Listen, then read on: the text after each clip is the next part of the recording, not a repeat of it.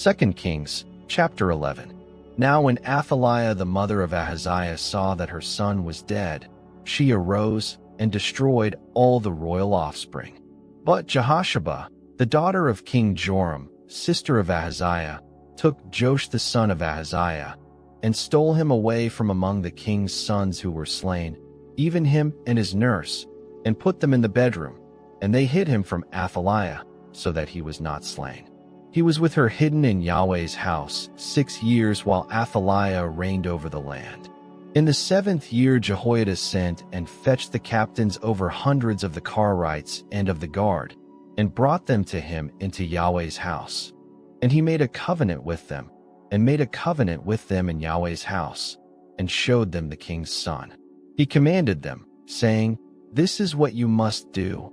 A third of you, who come in on the Sabbath, shall be keepers of the watch of the king's house. A third of you shall be at the gate, sir, and a third of you at the gate behind the guard. So you shall keep the watch of the house, and be a barrier. The 2 companies of you, even all who go out on the Sabbath, shall keep the watch of Yahweh's house around the king. You shall surround the king, every man with his weapons in his hand, and he who comes within the ranks, let him be slain. Be with the king when he goes out, and when he comes in." The captains over hundreds did according to all that Jehoiada the priest commanded, and they each took his men, those who were to come in on the Sabbath, with those who were to go out on the Sabbath, and came to Jehoiada the priest. The priest delivered to the captains over hundreds the spears and shields that had been King David's, which were in Yahweh's house. The guard stood, every man with his weapons in his hand, from the right side of the house to the left side of the house, along by the altar and the house, around the king. Then he brought out the king's son, and put the crown on him, and gave him the covenant. And they made him king, and anointed him. And they clapped their hands, and said, "Long live the king." When Athaliah heard the noise of the guard and of the people, she came to the people into Yahweh's house.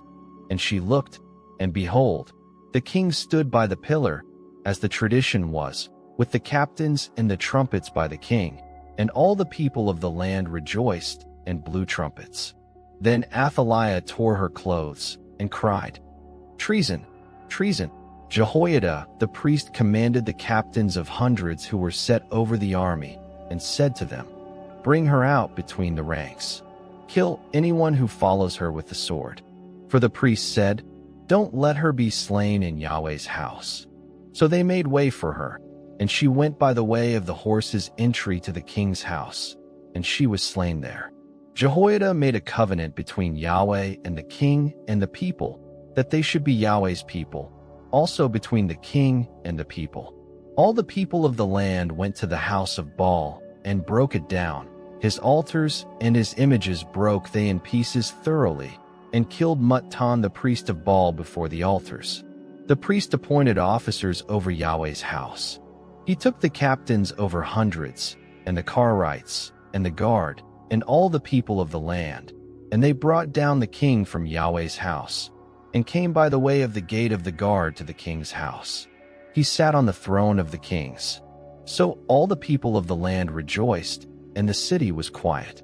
They had slain Athaliah with the sword at the king's house. Jehoash was 7 years old when he began to reign.